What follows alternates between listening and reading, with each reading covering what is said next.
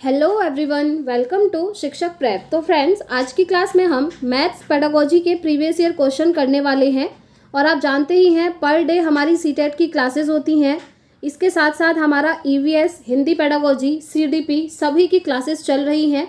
सभी में हम काफ़ी सारे प्रीवियस ईयर लगा चुके हैं और ये जितनी भी आपकी अभी क्लासेस चल रही हैं उनकी अलग से प्लेलिस्ट बनी है फ्रेंड्स। लिंक आपको इसी वीडियो के नीचे डिस्क्रिप्शन बॉक्स में दिया है, एक बार वहाँ पर जाकर आप चेकआउट ज़रूर करिएगा। अगर आप यहाँ से प्रिपरेशन कर रहे हैं तो बिलीव मी आपकी प्रिपरेशन बहुत ही बेस्ट होगी, क्योंकि फ्रेंड्स यहाँ पर हम प्रीवियस ईयर क्वेश्चन तो सॉल्व करते ही हैं, साथ में उनका डिटेल्ड एक्सप्लेनेशन समझते हुए चलते हैं।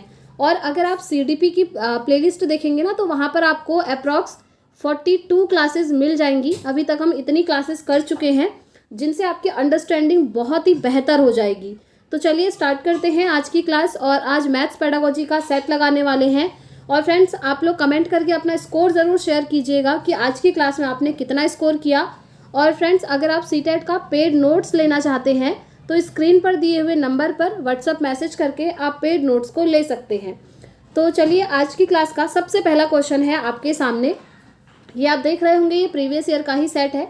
हम सभी लगाएंगे, जितने भी आपके ऑनलाइन वाले हुए थे वो वाले, एंड देन जो आपके रिसेंटली अभी हुए हैं 2024 और 2023 में, उन सभी को कर रहे हैं 1 बाय 1। तो सबसे पहला क्वेश्चन है आपके सामने।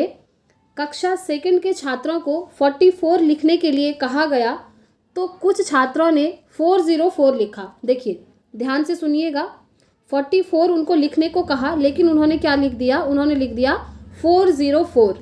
तो अध्यापक के रूप में आप इसको कैसे संबोधित करेंगे, यानी कि एज अ टीचर आप इस चीज़ को किस तरीके से लेंगे, किस वे पे लेंगे, ये आपसे पूछा है। पहला है उनकी कॉपियों में सही उत्तर लिख देंगे।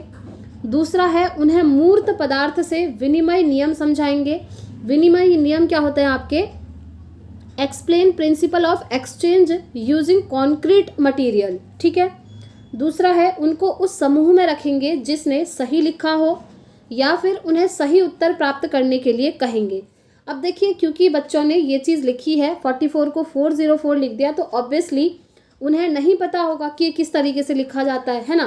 तो आप क्या करेंगे? आप डायरेक्टली उनकी नोटबुक में आंसर लिख देंगे। इससे कोई फ़ायदा नहीं है, इससे बच्चों को पता ही नहीं चलेगा कि उसने क्या गलती करी थी, मुझे कैसे सही करना था, है ना। तो ये ऑप्शन हमारा एलिमिनेट हो जाएगा। थर्ड ऑप्शन आप देख रहे होंगे, उनको उस समूह में रखेंगे जिसने सही लिखा हो। देखिए, बच्चों को सिर्फ उस समूह में रखने से क्या होगा? आपने बच्चों को समझाना पड़ेगा उसका सही कॉन्सेप्ट। ठीक है। और यहाँ पर कह रहे हैं कि उन्हें सही उत्तर प्राप्त करने के लिए कह देंगे। सिर्फ कहने से काम नहीं चलेगा, आप क्या करेंगे? उन्हें मूर्त पदार्थ से विनिमय नियम समझाएंगे, यानी कि कॉन्क्रीट चीज़ें। देखिए, कॉन्क्रीट जिसे हम मूर्त कहते हैं हिंदी में, ये क्या चीज़ें होती हैं? जो चीज़ें हमारे सामने में अवेलेबल होती हैं, जिन्हें हम देख भी सकते हैं, टच भी कर सकते हैं, फील कर सकते हैं, ये सब हमारी मूर्त चीज़ें होती हैं, कॉन्क्रीट चीज़ें होती हैं। ठीक है। तो वो जो कॉन्क्रीट चीज़ें हैं उनसे आप क्या करेंगे? विनिमय नियम को बच्चों को समझाएंगे। तब जाकर बच्चों को समझ आएगा कि 44 और 404 में क्या डिफरेंस है। जब डिफरेंस समझ में आएगा तो वो बाद में सही लिखना सीख जाएंगे। सिंपल है ना। तो बस इजी था। इसका राइट आंसर क्या हो जाएगा? ऑप्शन 2 हो जाएगा। चलिए आगे बढ़ते हैं नेक्स्ट क्वेश्चन की तरफ। गणित के प्राथमिक पाठ्यक्रम में प्रतिचित्रण का परिचय देने का मुख्य प्रयोजन क्या है? देखिए, प्रतिचित्रण क्या होता है? प्रतिचित्रण होता है मैपिंग। ठीक है। तो उसका परिचय देने का प्रयोजन क्या है, मतलब उसका पर्पस क्या है, ये आपसे पूछा हुआ है। पहला है त्रिविम विचार क्षमता को प्रोत्साहन देना, यानी कि टू प्रोमोट स्पेशल थिंकिंग। जी हाँ, बच्चों में स्पेशल थिंकिंग को तो इससे प्रमोट कर सकते हैं। नेक्स्ट है आनुपातिक विवेचन को प्रोत्साहन देना, यानी कि टू प्रोमोट प्रोपोर्शनल रीजनिंग। तो देखिए, क्या इससे प्रोपोर्शनल रीजनिंग आपकी जो है प्रमोट हो रही है, ये आपको देखना पड़ेगा। तो यस, इससे तो होगा, क्योंकि यहाँ पर किस चीज़ की बात हो रही है? मैपिंग की बात हो रही है। ठीक है। तो हमारा ए भी सही है और यहाँ पर बी भी सही है फ्रेंड्स। थर्ड है विषय को सरल और रुचिकर बनाना। देखिए, मैपिंग का मतलब ये नहीं होता है कि आप सब्जेक्ट को ईजी या इंटरेस्टिंग बना रहे हैं, तो ये हमारा बाहर हो जाएगा। नेक्स्ट है संख्याओं की नीरसता को समाप्त करना, यानी कि जो मोनोटोनी होती है, जिसमें नीरसता आती है, बोरिंग आप कह सकते हैं, उसको समाप्त करना। तो ये इसको प्रमोट नहीं करती है। ये जो इसका पर्पस क्या होता है? इसका पर्पस होता है एक तो स्पेशल थिंकिंग को बच्चे में प्रमोट करना, साथ ही साथ प्रोपोर्शनल रीजनिंग को भी बच्चों में प्रमोट करना। ठीक है। अब इसको ईजी बनाना या नीरसता को समाप्त करना, ये इसका जो पर्पज़ है नहीं होता है। तो बस हम कहेंगे ए और बी दो ऑप्शन यहाँ पर सही हैं, जो कि हमको ऑप्शन थर्ड में दिख रहा है, तो इसीलिए इसका राइट आंसर क्या हो जाएगा, ऑप्शन थर्ड हो जाएगा। ठीक है, तो नेक्स्ट क्वेश्चन पे चलते हैं। नेक्स्ट क्वेश्चन है फ्रेंड्स आपके सामने, जो कि एनसीएफ 2005 से पूछा हुआ है। और ये जो टॉपिक है ना फ्रेंड्स, ये आपका बहुत ज़्यादा इम्पॉर्टेंट है, सिर्फ मैथ्स पेडागोजी में ही नहीं बल्कि सारे सब्जेक्ट की पेडागोजी में इससे आपका एक ना एक क्वेश्चन बनता ही है। तो देखिए यहाँ पर जो क्वेश्चन पूछा हुआ है कि एनसीएफ 2005, और इसका फुल फॉर्म भी याद रखेंगे, फुल फॉर्म भी आपसे बहुत बार पूछा हुआ है। एनसीएफ का फुल फॉर्म होता है नेशनल करिकुलम फ्रेमवर्क, और हिंदी में कहते हैं राष्ट्रीय पाठ्यचर्या की रूपरेखा। और फ्रेंड्स आपने नोट्स में देखा होगा, एक पेज है जहाँ पर मैंने आपको सारे फुल फॉर्म करवाए हुए हैं, वो सभी फुल फॉर्म्स को आप याद कर लीजिएगा, क्योंकि 1 या 2 नंबर आपका हमेशा उन फुल फॉर्म में से बन जाता है। ठीक है, तो चलिए देखते हैं। क्वेश्चन है कि एनसीएफ 2005 के अनुसार निम्नलिखित में से कौन से विषय प्राथमिक विद्यालय में गणित पाठ्यक्रम का भाग नहीं है, यानी कि प्राइमरी लेवल पर कौन सी चीज़ जो है मैथ्स का करिकुलम है उसके अंदर नहीं आती है। पहला है टेसिलेशन, यानी कि चौपड़ जिसको हम कहते हैं, टाइलिंग जो होती है, जैसे आपके घर में भी होती होगी ना टाइलिंग, अलग अलग शेप की टाइलिंग होती है। अब सपोज करिए आपके घर में इस तरह की टाइलिंग है, ठीक है, जैसा शेप मैं आप बना रही हूँ, तो ये शेप क्या होते हैं, एक दूसरे के साथ ओवरलैप करके ये टाइल लगी होती हैं इस तरीके से। ठीक है, इस तरीके से ओवरलैप करके लगी होती है टाइलिंग। और ये जो टाइलिंग है ना, इसका कॉन्सेप्ट मैथ्स में बहुत ज़्यादा इंपॉर्टेंट है, और कई बार क्वेश्चन आपके बन जाते हैं अलग अलग तरीके से। ये जो टाइलिंग होती है, यानी जिसे हम टेसिलेशन कहते हैं, इसकी हेल्प से आप बच्चों को एरिया का कॉन्सेप्ट पढ़ा सकते हैं, ये भी ध्यान रखना है। ठीक है, तो ये जो टेसिलेशन है, टाइलिंग है, ये तो आपका पढ़ाया जाता है प्राइमरी लेवल पर, तो ये इसका आंसर नहीं हो सकता, क्योंकि इससे पूछा हुआ है कि not a part of primary school, यानी कि कौन सा इसमें से पार्ट नहीं है ये पूछा है। तो टेसिलेशन तो पार्ट है, ये तो बच्चों को पढ़ाया जाता है। दूसरा है आपका सिमेट्री। सिमेट्री क्या होती है, सममिति। सिमेट्री क्या होती है, लाइक जैसे आपको कोई भी एक ऑब्जेक्ट दे दिया, उसकी सेम मिरर इमेज बन रही है, उसे हम कहते हैं सिमेट्री है। और काफ़ी सारे अल्फ़ाबेट्स भी ऐसे होते हैं जिनमें आपको सिमेट्री देखने को मिलती हैं। ठीक है, अल्फ़ाबेट्स आपने देखे ही होंगे, और मैंने कई बार आपको ये करवाए भी थे। तो इनमें क्या होता है, सिमेट्री देखने को मिलती है, जिसको हम अगर बीच से काट दें तो इधर का और इधर का हिस्सा जो है हमें बराबर देखने को मिलता है, उसको हम कहते हैं सिमेट्री। तो ये जो सिमेट्री का कॉन्सेप्ट है, ये भी प्राइमरी लेवल पर पढ़ाया जाता है। नेक्स्ट आता है पैटर्न्स। पैटर्न्स क्या होते हैं, प्रतिरूप। अलग अलग प्रकार के पैटर्न्स होते हैं, इनका कॉन्सेप्ट भी प्राइमरी लेवल पर बच्चों को सिखाया जाता है। लेकिन ये जो रेशियो है फ्रेंड्स, जिसको हम अनुपात कहते हैं, ये प्राइमरी लेवल पर करिकुलम का पार्ट नहीं माना जाता है, इसीलिए ये हमारा आंसर हो जाएगा। ठीक है, आंसर क्या होगा, रेशियो होगा, अनुपात होगा। अब आपको ध्यान रखना है, ये जो 3 चीज़ें हैं ना, ये प्राइमरी लेवल पर पढ़ाई जाती हैं। ठीक है, इसके साथ ही कुछ और भी आते हैं, जैसे आपका अबेकस है, जिसको हम गिन तारा कहते हैं, जिसके हेल्प से बच्चों को काउंटिंग सिखाई जाती हैं, वो भी प्राइमरी लेवल पर होता है। आपका जैसे जियो बोर्ड है, बहुत सारी चीज़ें होती हैं, ये सब मैंने आपको नोट्स में भी करवाई हैं, आपने देखा भी होगा। ठीक है, बाकी क्वेश्चन में जो जो आता रहेगा वहाँ पर हम एक्सप्लेन करके इनको समझते रहेंगे। तो इसका राइट आंसर क्या हो जाएगा, रेशियो हो जाएगा, यानी कि अनुपात हो जाएगा। नेक्स्ट क्वेश्चन पे चलेंगे फ्रेंड्स। सूत्र का प्रयोग किए बिना अध्यापक निम्नलिखित में से किन साधनों या शिक्षण अधिगम सामग्री का प्रयोग यह दर्शाने के लिए कर सकता है कि विभिन्न आयामों वाले 2 आयतों का क्षेत्रफल समान हो सकता है।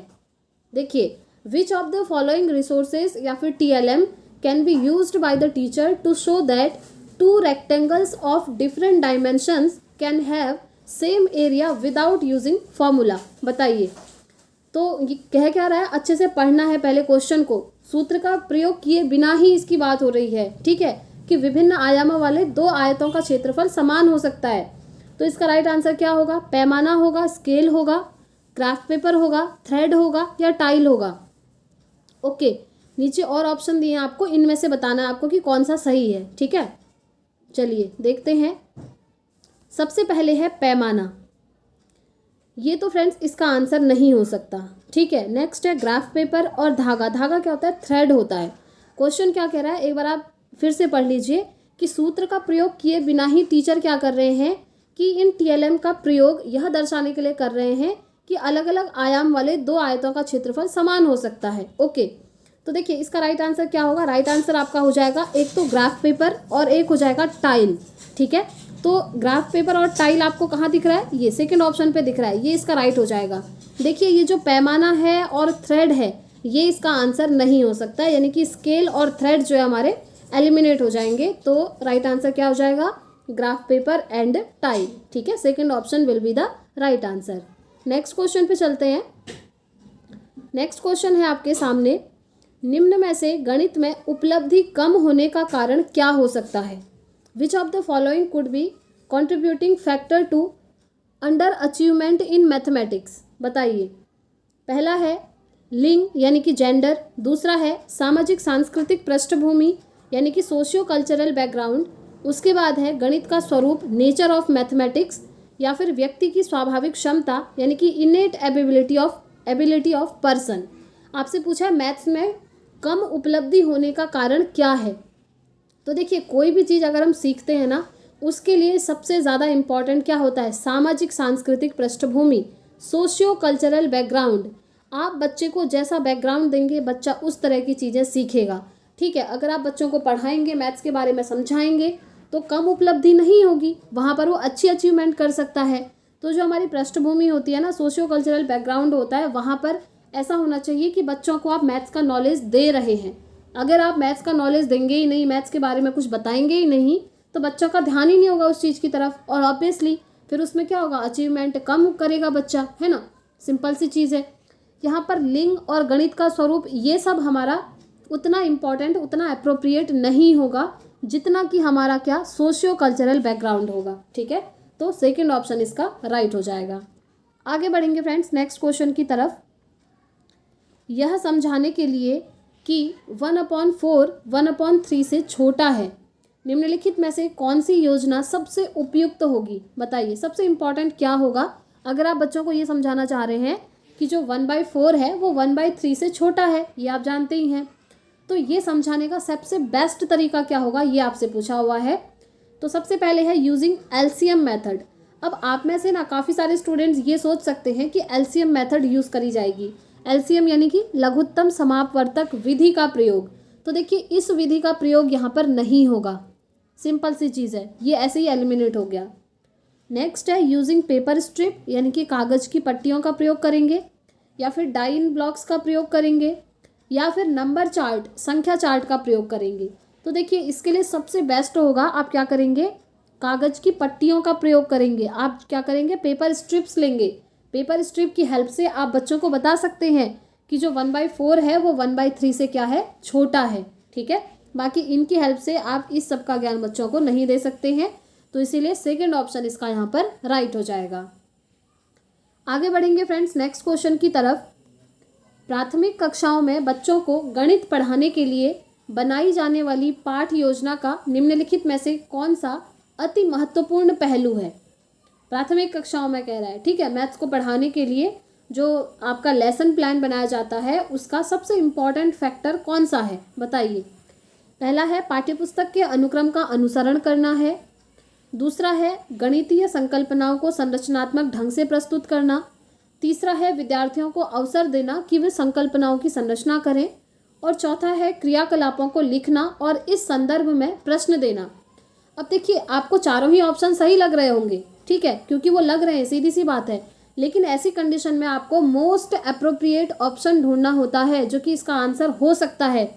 और आपको ध्यान होगा, मैंने आपको हमेशा बोला है, जहाँ पर भी जो स्टूडेंट्स हैं वो एक्टिव होते हैं, उनको अपॉर्चुनिटी दी जाती है काम को करने की, वो ऑप्शन आपका हमेशा राइट होता है।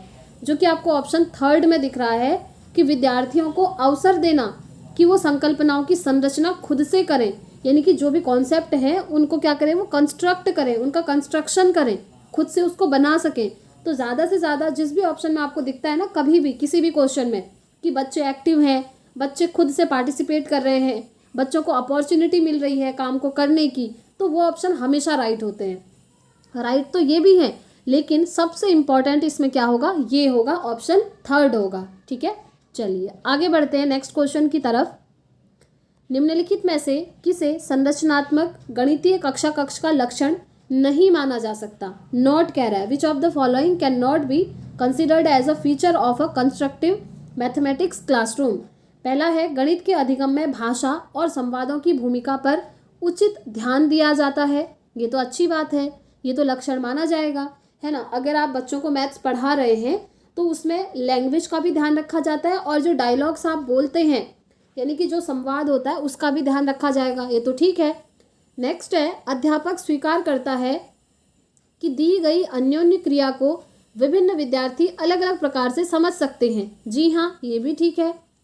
नेक्स्ट है प्राथमिक स्तर पर आकलन के लिए विषय परक प्रकार की परीक्षा का उपयोग किया जाता है। और चौथा है गणित और दूसरे पाठ्येतर क्षेत्रों के बीच के संबंधों को उजागर किया जाता है।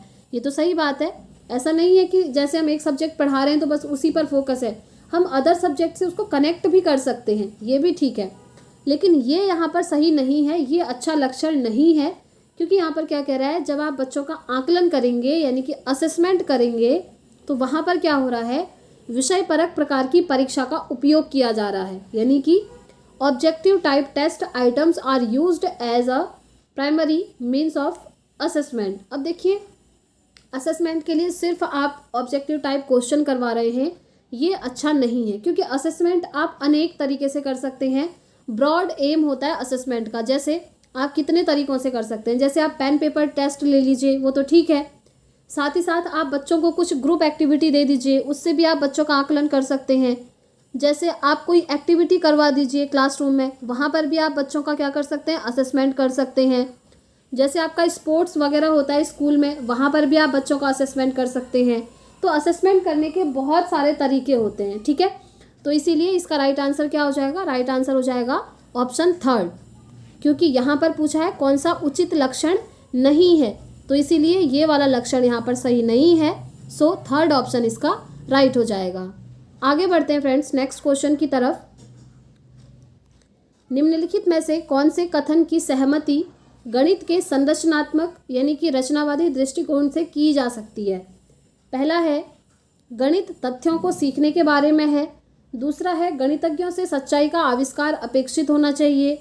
तीसरा है गणित पूर्णतया विषय परक है। और चौथा है मानस दर्शन गणित का महत्वपूर्ण पहलू है। देखिए, सबसे इम्पॉर्टेंट क्या है, ये जो मानस दर्शन क्या होता है, विजुअलाइजेशन। जब हम किसी चीज़ को क्या करते हैं, विजुअलाइज करते हैं, तो विजुअलाइजेशन सबसे ज़्यादा मैथ्स में इम्पॉर्टेंट होता है, ये आपको ध्यान रखना है। और देखिए फ्रेंड्स, हो सकता है आज आपको थोड़ा सा बैकग्राउंड नॉइस आ रही होगी, उसके पीछे रीज़न है, यहाँ पर कुछ कंस्ट्रक्शन का काम भी चल रहा है। सो हो सकता है आपको थोड़ा सा बैकग्राउंड नॉइस से इरिटेशन हो, लेकिन आप लोग कॉन्सेंट्रेट करके पढ़िएगा ज़रूर फ्रेंड्स, क्योंकि ये जो क्लास है बहुत इंपॉर्टेंट है। प्रीवियस ईयर हम सॉल्व कर रहे हैं। तो देखिए, इसका राइट आंसर जैसा कि मैंने आपको बताया क्या होगा, विजुअलाइजेशन। विजुअलाइजेशन मैथ्स में बहुत इंपॉर्टेंट होता है। देखिए, छोटी छोटी चीज़ें ऐसी होती है ना जो कि आपको नोट कर लेनी चाहिए। जैसे मैथ्स पेडागोजी में आप इंपॉर्टेंट वर्ड्स को नोट कर सकते हैं, जैसे विजुअलाइजेशन, मानस दर्शन, किसी चीज़ को विजुअलाइज करना, ये जो है संरचनावादी जो है इसको सबसे ज़्यादा इंपॉर्टेंट मानते हैं, ठीक है। तो इसीलिए ये इसका राइट आंसर हो जाएगा। आगे बढ़ेंगे फ्रेंड्स नेक्स्ट क्वेश्चन की तरफ। नेक्स्ट क्वेश्चन है आपके सामने, निम्नलिखित में से कौन सा क्रियाकलाप बच्चों में त्रिविम समझ को विकसित करने के लिए अधिक उपयुक्त है। अब ये त्रिविम समझ क्या होती है, देखिए, which of the following activities is best suited for the development of spatial understanding among childrens. ठीक है, पहला है बोतल के ऊपरी दृश्य को चित्रित करना। दूसरा है मानचित्र पर शहरों का स्थान निर्धारण करना। अब देखिए, यहाँ पर बात हो रही है त्रिविम समझ की, स्पेशल अंडरस्टैंडिंग की, ध्यान से समझिएगा। थर्ड है चंद्रमा के उदय होने का समय लिखना। और चौथा है संख्याओं को संख्या रेखा पर निरूपित करना। देखिए, आप सिर्फ संख्या रेखा पर संख्याओं को रिप्रेजेंट कर रहे हैं, इससे कुछ नहीं होगा। चंद्रमा के उदय होने का समय लिखकर भी कुछ नहीं होगा। आप यहाँ पर सिर्फ जो मैप पर जो स्टेट शहर दिए हुए हैं, सिटीज़ दी हैं, उनका निर्धारण कर रहे हैं, वो कहाँ पर लोकेटेड है ये आप देख रहे हैं, तो इससे कोई मतलब नहीं है। यहाँ बात हो रही है स्पेशल अंडरस्टैंडिंग की, ठीक है, यानी कि त्रिविम समझ की। और अगर आप बच्चों को त्रिविम समझ बताना चाहते हैं तो उसके लिए सबसे इम्पॉर्टेंट है यहाँ पर आप क्या करिए, drawing the top view of a bottle. Bottle का क्या करिए, जो सबसे टॉप वाला व्यू है, ऊपर वाला दृश्य है, उसको आप चित्रित कर सकते हैं। इससे बच्चे क्या समझ सकते हैं, त्रिविम समझ, ठीक है। तो इसीलिए फर्स्ट ऑप्शन इसका राइट हो जाएगा। आगे बढ़ते हैं फ्रेंड्स नेक्स्ट क्वेश्चन की तरफ।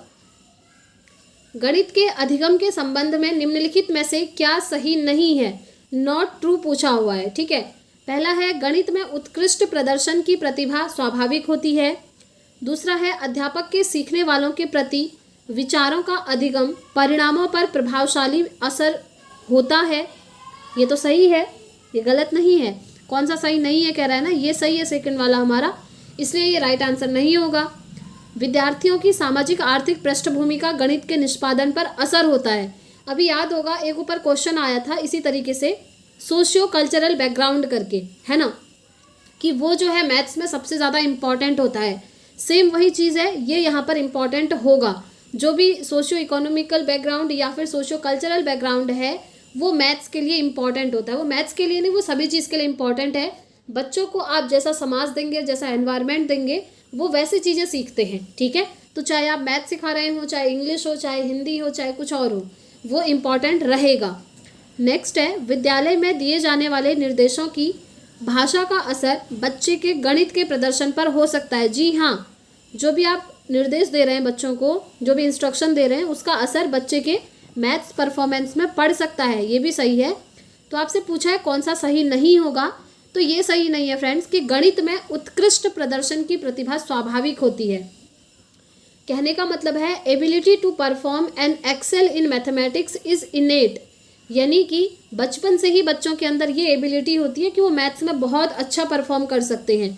तो ये एबिलिटी आपकी स्वाभाविक नहीं होती है, ये एबिलिटी पैदा करनी होती है। सबसे पहले बच्चों को वैसा एनवायरनमेंट देना होता है और बच्चों को ऐसे टीचर की ज़रूरत होती है कि जो उन्हें अच्छे से मैथ्स पढ़ाए, अच्छे से गाइड करें, तब जाकर बच्चा जो है मैथ्स में अच्छा परफॉर्म करेगा।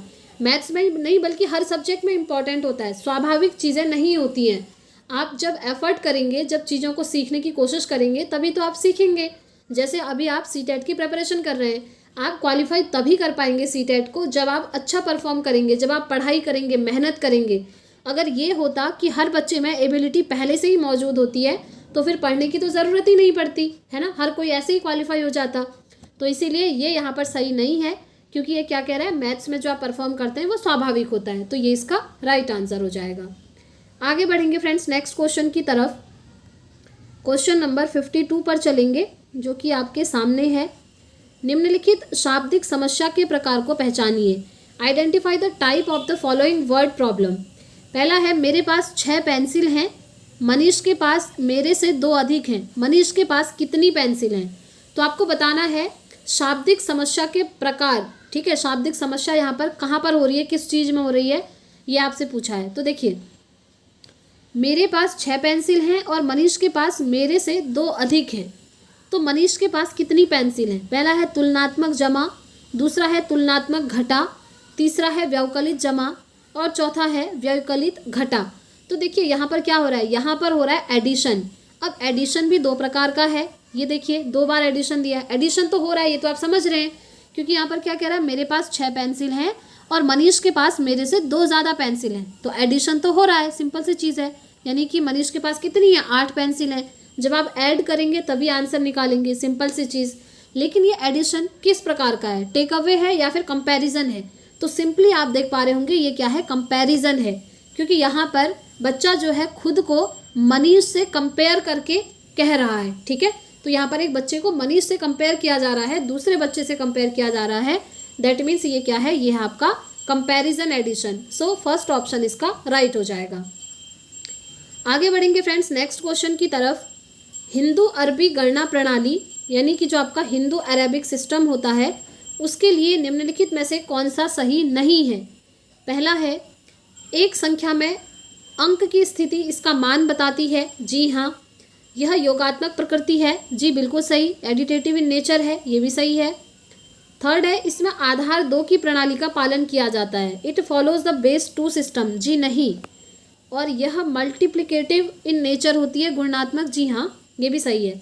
लेकिन थर्ड यहाँ पर सही नहीं है फ्रेंड्स, क्योंकि इसमें आधार 2 की प्रणाली का पालन नहीं किया जाता है। तो इसीलिए नहीं आपसे पूछा है, नॉट, तो ये इसका राइट आंसर हो जाएगा। आगे बढ़ेंगे नेक्स्ट क्वेश्चन की तरफ। प्राथमिक स्तर पर ज्यामिति के अध्यापन के लिए वांछनीय प्रक्रिया बताइए। ज्यामिति यानी कि ज्योमेट्री का अध्ययन करवा रहे हैं, ठीक है, तो उसके लिए पहला है प्राथमिक स्तर पर ज्यामिति को सरल मूलभूत आकृतियों की पहचान तक सीमित रख देना चाहिए। दूसरा है अध्यापक को प्रारंभ में सरल आकृतियों की स्पष्ट परिभाषा देनी चाहिए और उदाहरण दिखाने चाहिए। तीसरा है बच्चों को प्रचुर अवसर दिए जाने चाहिए कि वे दिक् स्थान की अंतर्दर्शी समझ को विकसित कर सके। मैंने आपको बताया था जब भी बच्चों को अपॉर्चुनिटी मिल रही हो, अवसर मिल रहे हो किसी काम को करने की, चाहे वो कुछ पहचान करने की हो या फिर कुछ नई चीज़ की खोज करने की हो, किसी भी चीज़ के अगर बच्चों को अवसर दिए जा रहे हैं तो आप हमेशा दिमाग में बिठा लीजिए कि वो ऑप्शन आपके सही होते हैं। और यहाँ पर भी आपका यही आंसर सही होगा।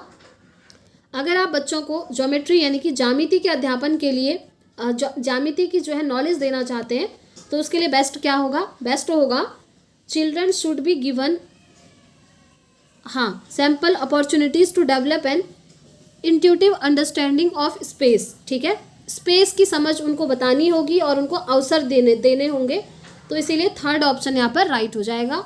नेक्स्ट है प्राथमिक स्तर पर व्यापक ज्यामितीय शब्द संग्रह। नहीं, प्राथमिक स्तर पर ज़्यादा ब्रॉड तरीके से बच्चों को नहीं समझाना होता है, क्योंकि क्या होता है, देखिए कोई भी कॉन्सेप्ट है, सपोज करिए जैसे साइंस की अगर मैं बात करूं तो साइंस की आप एनसीईआरटी पढ़ते होंगे।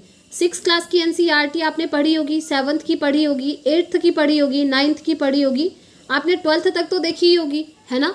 तो आपने देखा होगा काफ़ी सारे चैप्टर जैसे 6th क्लास में दिया है वही चैप्टर आपको 8th क्लास में भी देखने को मिल जाता है, वही चैप्टर आपको 9th क्लास में भी देखने को मिल जाता है, वही चैप्टर आपको 12th क्लास में भी देखने को मिल जाता है। अब इसका मतलब ये नहीं है कि आप हर क्लास में सेम चीज़ पढ़ते हैं, वहाँ पर क्या होता है ना, लेवल आपका अप होता जाता है, बढ़ता जाता है। जैसे 6th क्लास में आपने प्लांट के बारे में बस थोड़ी बहुत चीज़ें पढ़ी, 8th क्लास में जब आप आए आपने रेस्पिरेशन वहाँ पर पढ़ना स्टार्ट किया, उसके बाद आप और बड़ी क्लास में गए, वहाँ पर उसके बारे में और बड़ी चीज़ें पढ़ी। तो ये चीज़ें होती हैं, ठीक है, ये आपको ध्यान रखना है। तो बस इसका राइट आंसर क्या हो जाएगा, आपका थर्ड ऑप्शन हो जाएगा। ठीक है, चलिए आगे बढ़ते हैं नेक्स्ट क्वेश्चन की तरफ।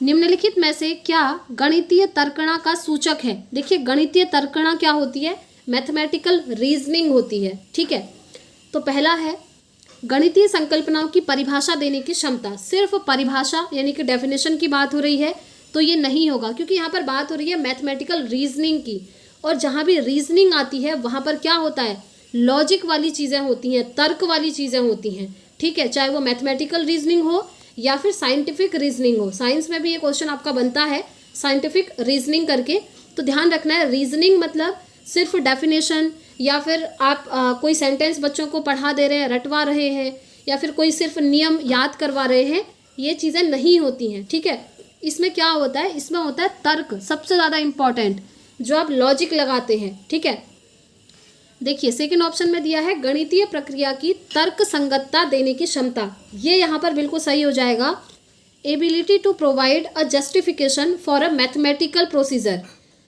थर्ड है परिकलन में निपुणता की क्षमता। नहीं, विभिन्न परिस्थितियों में सूत्रों को स्मरण, देखिए सूत्रों को याद करवाया जा रहा है, ये भी सही नहीं होगा। जैसा कि मैंने आपको बोला मैथमेटिकल रीजनिंग का मतलब है बच्चों को लॉजिक लगाना सिखाना है कि कोई चीज़ ऐसे है तो क्यों है, उसके पीछे का रीज़न क्या है, बच्चा जस्टिफाई कर पाए उसको। ठीक है, तो इसीलिए सेकंड ऑप्शन यहाँ पर राइट हो जाएगा। तो फ्रेंड्स आज की क्लास के सारे क्वेश्चन यहाँ पर कंप्लीट होते हैं। क्लास आपको कैसी लगी प्लीज़ कमेंट करके ज़रूर बताइएगा, और आज आपने कितना स्कोर किया, स्कोर भी आप हमारे साथ शेयर कर सकते हैं। साथ ही साथ फ्रेंड्स वीडियो पसंद आती है तो ज़्यादा से ज़्यादा वीडियो को लाइक करें, ज़्यादा से ज़्यादा शेयर करें, ताकि सभी स्टूडेंट्स अपनी सीटेट की प्रिपरेशन कर पाएँ। तो आज की क्लास में इतना ही रखते हैं फ्रेंड्स। बाकी आप हमें टेलीग्राम और व्हाट्सएप पर फॉलो कर सकते हैं, लिंक डिस्क्रिप्शन में है, क्योंकि वहाँ पर आपको सारी अपडेट दी जाती हैं और जो भी इंपॉर्टेंट फैक्ट होते हैं वहाँ पर आप लोगों के साथ शेयर करे जाते हैं। और अगर आप सीटेट का पेड नोट्स लेना चाहते हैं तो स्क्रीन पर आपको नंबर शो हो रहा होगा, इस पर आप व्हाट्सएप मैसेज करके पेड नोट्स को परचेज कर सकते हैं। तो आज की क्लास में इतना ही रखते हैं फ्रेंड्स, मिलते हैं नेक्स्ट वीडियो में नेक्स्ट क्लास के साथ। Thanks for watching.